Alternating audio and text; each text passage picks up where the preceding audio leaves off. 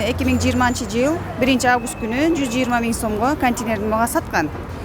4 ай иштеттик азыр бул контейнерди. Эми бул жердин ээлери өтө көп экен. 4 тууган анысы келип башка сөздү сүйлөйт, чоңу келип башка сөздү сүйлөйт. Бизден арендаларды алган айына. Иштетпестен мурда алып, бизди 1 февралгача төлөгөнбүз арендаларды 10 миңден. Булар декабрдын 31-inde контейнерлерди бузуп салып атат. Эми кайра өзүңүздөргө беребиз депкендей кылып, биз өзү 120 000 контейнер сатып алдым. Эми бул магазинге период 200 000 акча сурап атат. Айына 20 000ден даже 260 000 болот. Бизге 200 000 берип тургиле, кайра кирип ишиңерди уланткыла дейт. Бизде эми 4 ай мурда 120 000ге сатып алган болсок, аны дагы кредитке алганбыз. Эми 200 000 акча бере албайбыз. Биздин кредиттерибиз, кадириялга алган товарларыбыз бар, аларды төлөшүбүз керек. Кабинетке берем сизге, сууларын чыгарып берем деди. Ana бар жок шарайтын түз берем сизге деди. Сиз кыйналып отурбайсыз деди. Ana майли качан бүтөт десем 4 күндө бүтөт деди. 4 күндө бүтсө майли деп бошотуп берсем, чыгарып таштап мени.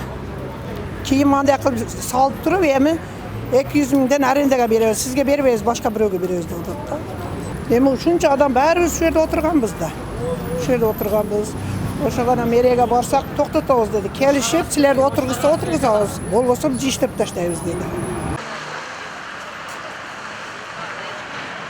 Биз турган жер Жалал Абад мамлекеттик администрациясы тарабынан 1997 жылы Достук Ашык акционердик коомуна мындайча айтканда көрктөндүрүүгө берилген жер. Ал эми бул курулуштардын орду, тактап айтканда привокзальный жер деп берилген. Бул жерде мурда поезд өткөндүгүнө байланыштуу. Бардыгы убактылуу гана берилген, бирок тилекке каршы ушу мамлекеттик администрациянын убактылуу берилген буйругун кээ-бирки мекеме ишкананын жетекчилери тарабынан жеке менчикке өткөрүлүп берилип кеткендигине байланыштуу бүгүнкү күндө жарандар өздөрүнүн жеке менчик укугунан пайдаланып, жеке тараптарга сатып жиберген.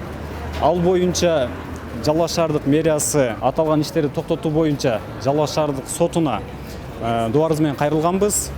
Бүгүнкү күндө биз сот иштери өз нугунда жүрө берет. Ал эми бул жерде курулуп аткан курулуштарды курулуп кетпестиги үчүн сотко кайрылып, соттон аныктама чыгартып, убактылуу сот иштери жүрүп аткандыгына байланыштуу бул курулуп аткан иштерди токтотуу боюнча соттон аныктама чыгартып, анын негизинде шаардык сот аткаруучулар кызматы тарабынан келип, бул жерде курулуп аткан курулуштардын бардыгын убактылуу токтотуу боюнча мындай отпечаткаларын коюп, коргондоп кетишти. Бүгүнкү күндө курулуп аткан курулуш иштери толугу менен токтотулган. Качан гана соттон бир тарапка мыйзамдуу чечим чыккандан кийин гана бул жерде иш аракеттер алып барылат.